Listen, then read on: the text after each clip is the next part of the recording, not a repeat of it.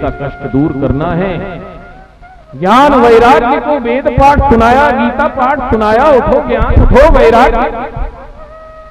परंतु ज्ञान वैराग्य उठते हैं जमाई लेके फिर मूर्छित हो जाते हैं। नारद जी की चिंता बढ़ गई, कभी स्वर्ग जाते हैं, कभी पृथ्वी पर आते हैं, सोचते हैं क्या उपाय करूं। आकाशवाणी हुई, सत्कर्म करो। सत्कर्म करोगे तो तुम्हारा प्रयास सफल होगा। उसी समय सनक सनंदन सनत कुमार मिल गए। नारद जी ने अपनी चिंता सुनाई, बोले इसमें क्या चिंता की बात है, भागवत सप्ताह का आयोजन करो, ज्ञान वैराग्य और भक्ति का क्या सारे संसार का दुख दूर हो जाए। नारद जी आयोजक बने।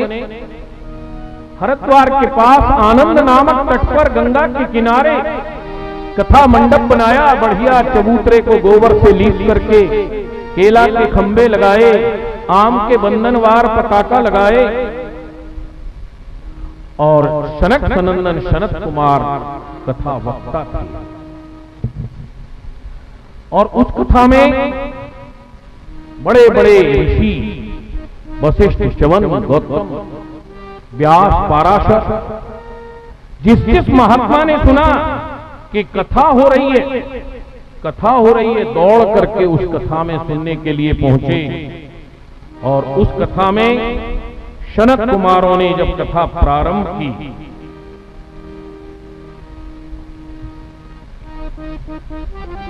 तो सबसे पहले क्या कथा थी?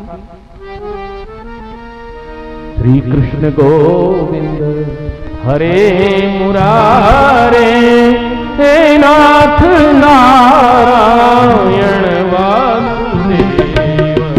श्री कृष्ण गोविंद हरे मुरारे, हे नाथ नारायण वासुदेवा। श्री कृष्ण गोविंद हरे मुरारे, हे नाथ नारायण। कृष्ण गोविंद हरे मुरारे, हे नाथ नारायण वासुदेवा। हे नाथ नारायण वासुदेवा,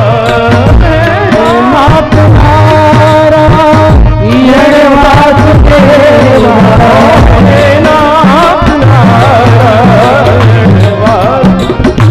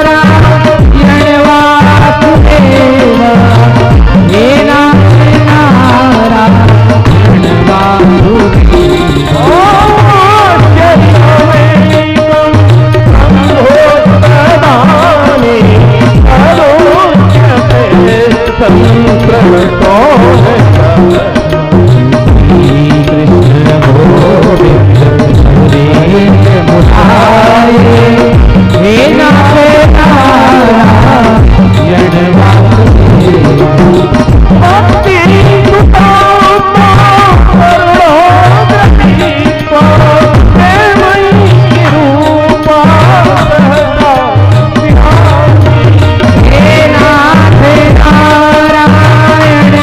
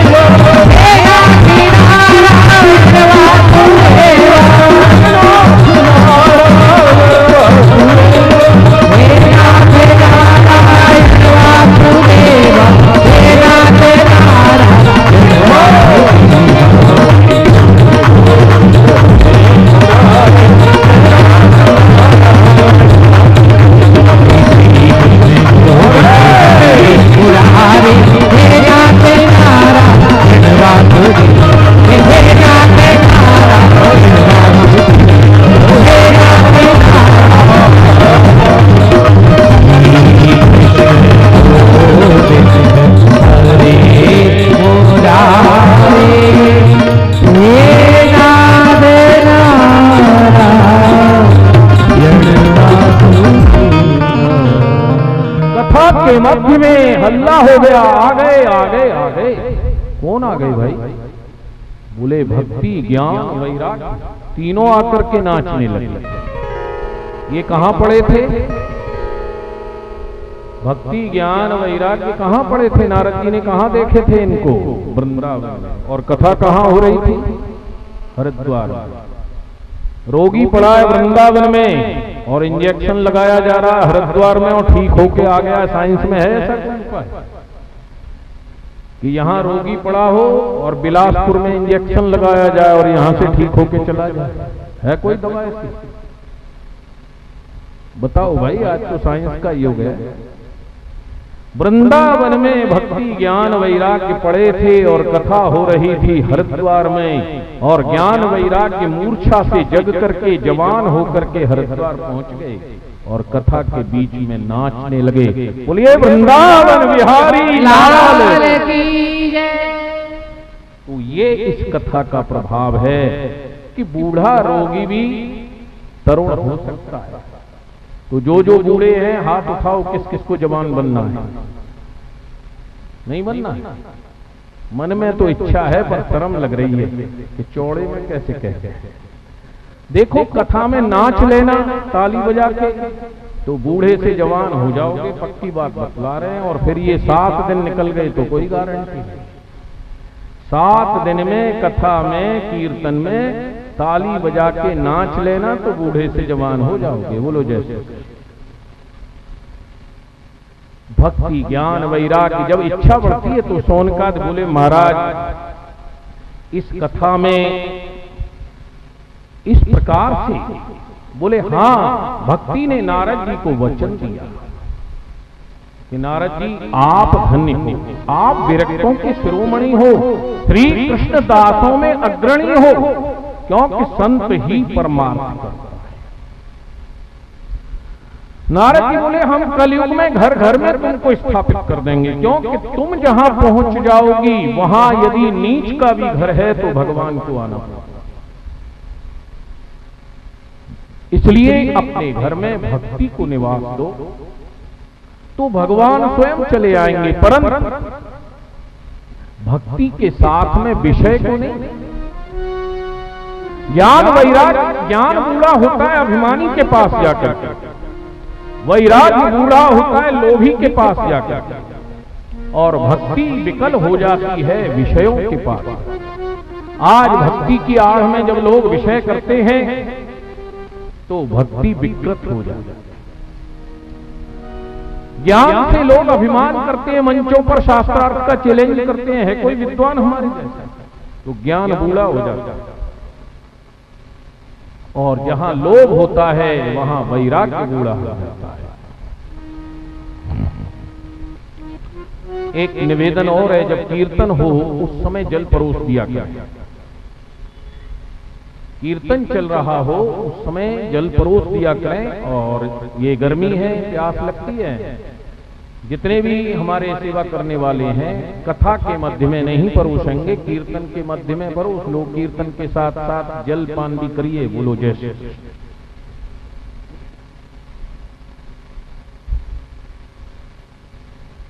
तो भक्ति ने नारद जी से कहा कि उस पैसे वाले से निर्धन भी धन्य है जिसके हृदय में भक्ति निवास करे, क्योंकि जहां भक्ति पहुंच जाएगी वहां भगवान पहुंच जाएंगे, और जहां भगवान पहुंचेंगे वहां लक्ष्मी पीछे पीछे जाती है, तो वो फिर निर्धन रह जाएगा क्या? जिसके हृदय में भक्ति आ गई उसके हृदय में भगवान आ जाएंगे, और जब भगवान आ गए तो लक्ष्मी को तो आना ही पड़ेगा, फिर कहां से निर्धन रह जाएगा? बोलो जैसे। तो यदि धनवान बनना है तो पहले भक्ति को बुलाओ, फिर भगवान आएंगे तो लक्ष्मी बिना बुलाए आ जाए। हम उल्टा काम करते हैं, पहले लक्ष्मी को बुलाते हैं, भगवान की कोई जरूरत नहीं। यदि आपकी घरवाली को कोई बुलाए और कह दे तुम्हारी कोई जरूरत नहीं है, तो उस पर दया करोगे या लाठी लेके टूटोगे? बोलो जैसे कृष्ण, बताओ ना। ऐसे दयालु तो भगवान ही हैं जो तुम्हारी सुन लेते हैं कि तुम लक्ष्मी को बुलाते हो उनके सामने और कहते हो तेरी कोई जरूरत नहीं। फिर भी वो दया करते हैं, दयालु हैं। इसके आगे एक घटना सुनाते हैं शौनक जी। तुंगभद्रा नदी के तट पर एक आत्मदेव नाम के ब्राह्मण रहते थे। आज का युग तो है नहीं कि कोई भी नाम रख लो। परमहंस परिव्राजकाचार्य अखंड भूमंडलाचार्याचार्य 8 वर्ष की लड़की अपने को परम संत गुरु मां लिख देती। ये तो वो समय था कि जैसा कर्म वैसा नाम होता था। आत्मदेव का अर्थ है कि जिसकी आत्मा अच्छे कर्म करते करते देवताओं के समान पवित्र हो गई हो, उसका नाम आत्मदेव। परंतु जब आत्मदेव के मन में भी कोई कामना जागृत हो जाती है तो वो आत्मदेव भी दुखी हो जाता है। इस ब्राह्मण का नाम आत्मदेव था। सारे वेदों में विशारद था, श्रौत स्मार्त का ज्ञाता करता था। परंतु इसके मन में एक इच्छा जागृत हो गई कि मेरे कोई लड़का नहीं। लड़के की क्या जरूरत है भाई, क्यों लड़का चाहिए? महाराज दशरथ जी ने भी गुरु जी से प्रार्थना कर दी, एक बार भूपत मन माही भई ग्लान मोरे सुत नाही। आजकल तो लड़की भी पढ़ने जाती हैं, कॉलेज सर्विस कर रही हैं, व्यापार चला रही हैं, हवाई जहाज चला रही हैं। फिर भी लोग कहते हैं महाराज जी एक लड़का हो जाए। क्यों हो जाए लड़का? हमने एक व्यक्ति से पूछा, साइंस वाले से, कि ये दाढ़ी मूंछ पुरुषों के क्यों होती है, माताओं के क्यों नहीं? वो साइंस वाला बोला महाराज जी हार्मोन्स की कमी से ऐसा। हमने कहा हार्मोन्स की कमी ये दाढ़ी मूंछ पर ही क्यों आई? ये भ्रुकुटी के बालों पर क्यों नहीं आई, आईब्रो पर, या बगल के बालों पर क्यों नहीं आई? दाढ़ी मूंछ ही क्यों माताओं के शरीर से गायब हुई? बोला इससे ज्यादा हमारे साइंस में नहीं लिखा। हमने कहा हमारे ग्रंथों में लिखा है। 3 पीढ़ी के पूर्वजों की आत्मा जिस काम को आप कर रहे हो यहां से गया जाओगे, कीर्तन करती हुई लड़के के पीछे जाती है कि आज हमारे वंश में ऐसा बालक हुआ जो हमको तीर्थों का जल पिलाएगा। आत्मा का रूप बड़ा सूक्ष्म है, कांटे की नोक, कुसा की नोक से जल पीती। तो जब कोई बालक नदी में डुबकी लगा के निकलता है तो सिर के बाल की नोक से जो जल गिरता है उससे ब्रह्मलोक के पूर्वजों की आत्मा तृप्ति मानती है। दाढ़ी मूंछ के बालों से जो जल गिरता है उससे पितृलोक के पूर्वज तृप्ति मानते हैं, और शरीर के अन्य बालों से जल गिरता है उसे जो भूत प्रेत योनियों में कर्मवशात पहुंच गए हैं वो तृप्ति मानते हैं। इसीलिए पहले पितर पक्ष में क्षौर कर्म नहीं करना पड़ता था। अब भी गया के लिए यही नियम बतलाया है कि आप जब तक पिंड नहीं कर लें तब तक क्षौर कर्म नहीं करें। महानदी में जाकर के गीले निकलना चाहिए, नदी के मध्य में शरीर नहीं पहुंचना चाहिए। टपकते हुए जल से निकलोगे तो उससे जिस लोक में भी जिसके पितर होंगे वो तृप्ति मानते हैं, और जो नदी के बीच में शरीर पहुंच लेते हैं उनके पितर निराश होकर लौट जाते हैं। 3 पीढ़ी के पूर्वजों की आत्मा पिता की मृत्यु के बाद तर्पण करने से तृप्ति मानती है, इसीलिए लड़के की आवश्यकता है। पिता के जीवित रहते हुए अधिकार नहीं है। पिता के मरने के बाद, जैसा कि अभी महाराज ने मंगलाचरण के बाद बतलाया था कि देव ऋण, पितृ ऋण और ऋषि ऋण, तो पितृ ऋण के लिए नित्य प्रति सूर्य को सीधी अंजलि से जल देते हैं। पितामह प्रपितामह, माता माता, पितामही प्रपितामही और मातामह और मातुला, 3 पीढ़ी के लिए अंगूठे के सहारे से नित्य प्रति 3-3 बार जल देना चाहिए। नाम और गोत्र का उच्चारण, मम पिता नाम गोत्र लो तर्पयामी तर्पयामी, मम पितामह दादाजी का नाम लो, मम प्रपितामह परदादा का नाम लो। नाम याद नहीं है तो खाली गोत्र कह के मम परदादा दादा कुछ भी कह लो, और तर्पण करो। जो पुत्र पिता की मृत्यु के बाद तर्पण नहीं करता है, पूर्वज उसका रक्त शोषण करते हैं, वो रोगी हो जाता है। इसलिए सूर्य को गायत्री मंत्र से नित्य प्रति जल देना चाहिए 4 बार। पर आजकल तो हमको यही पता नहीं लगता कि सूर्य उदय कब होता है महाराज जी। हमारे कमरे में एसी लगा है, पर्दा लगे हैं, पता ही नहीं लगता है सूरज कब निकलता है। जब सूरज सिर पे आ जाता है तब तो हम सो के उठते हैं। बोलो जय श्री कृष्ण। तो सूर्य उदय के पहले नहाइए, नहा करके सूर्य को जल दीजिए और भजन पाठ पूजा गुरु मंत्र जपने के बाद 3 पीढ़ी के पूर्वजों को तर्पण करिए। तर्पण होम करें विधिनाना, विप्रजवाय दें बहुदाना, तुमते अधिक बुरे दिए जानी, सकल भाए सेवै सन्मानी, सब कर मांगे एक फल, राम चरण रत हो, मन मंदिर तिनके बसो रघुनंदन। इसलिए ये दाढ़ी मूछ केवल लड़काओं के आती है। तो आत्मदेव के यहाँ कोई लड़का नहीं, मन में ग्लानि हो गई, अरे मेरे कोई लड़का। जिस गाय को रखता था वो गाय भी बांझ हो जाती थी, जिस पेड़ को लगाता था उसमें फल नहीं पैदा होते थे। एक दिन मन में चिंता हुई कि इससे तो मर जाना अच्छा है। जंगल में गया, आत्महत्या करना सबसे बड़ा पाप है। सोचा कोई जंगली जानवर खा लेगा, झंझट खत्म हो जाएगा। परंतु वहां एक यति मिले। दुर्दशा ब्राह्मण की देखी, साधु के मन में दया आ गई। बोले कथम रोदशी विप्र त्वं काले चिंता बलीयसी, बद त्वं तत्परम मह्य स्वस्य दुःखकार।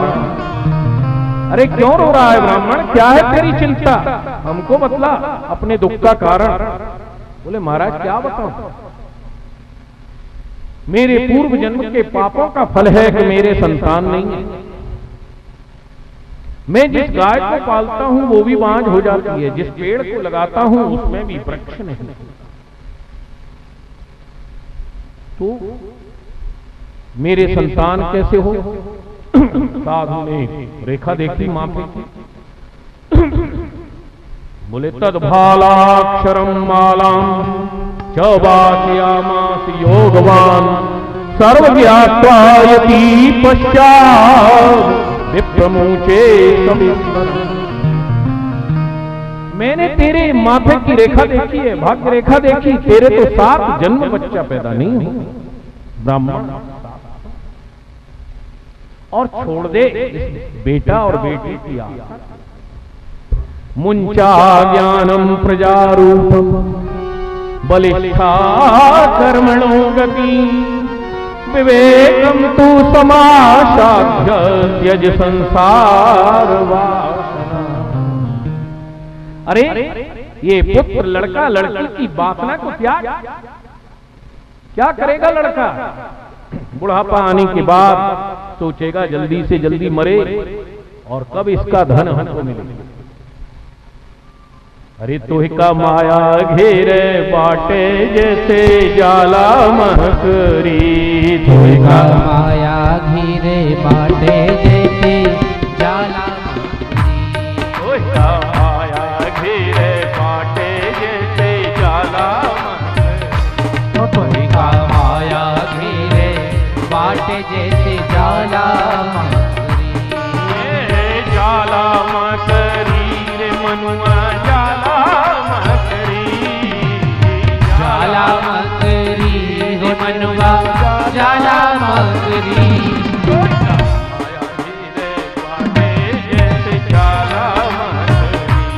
तोहिका माया घेरे बाटे जैसे जाला मकरी। बिटवा बिटिया और मेहरारू एक काम न आए है। बिटवा बिटिया और मेहरारू एको काम नहीं है। भैया एक काम नहीं है, भैया एक काम नहीं है। सोने का कड़ा नोट का बंडल यहीं पड़ा रह गए, सोने का कड़ा नोट का बंडल यहीं पड़ा रह गए हैं।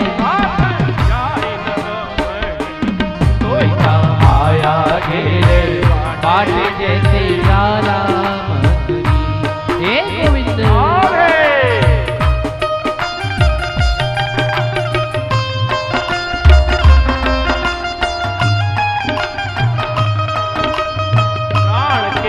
सत देर न लगी है, सब धन लूट भैया लय है, सब धन लूट। प्राण निकट जब जई है तोरा, सही है सब धन लूट। मनवा सही है सब धन लूट। और पांच तान के ऐसे मारे जाए खुपड़िया फूट। पांच तान कर ऐसे मारे जाए खोपड़िया फूट जैसे फूटे बाटे जैसे जाला मकरी। माया बाटे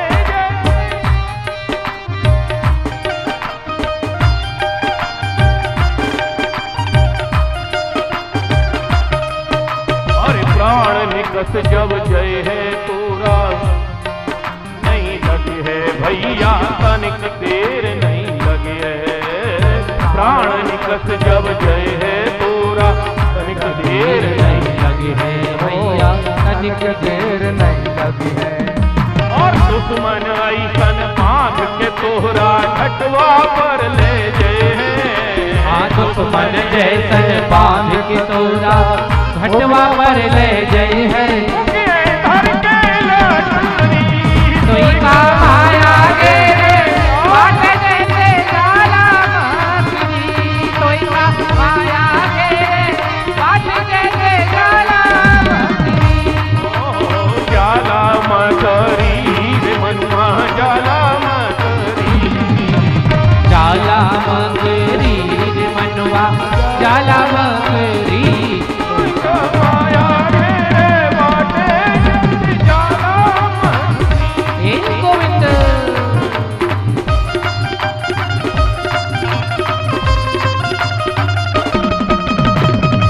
नाम का करो भजनवा हो जय है कल्याण। भैया हो जय है कल्याण। हे राम नाम का करो भजनवा हो जय है कल्याण। मनवा हो जय है कल्याण। ओ नाही तो एक दिन सबके सिर पे, नाही तो एक दिन सबके सिर पे काल विराजे आन धर के खूबे। का माया गिरे बाट जैसे जाला मकरी।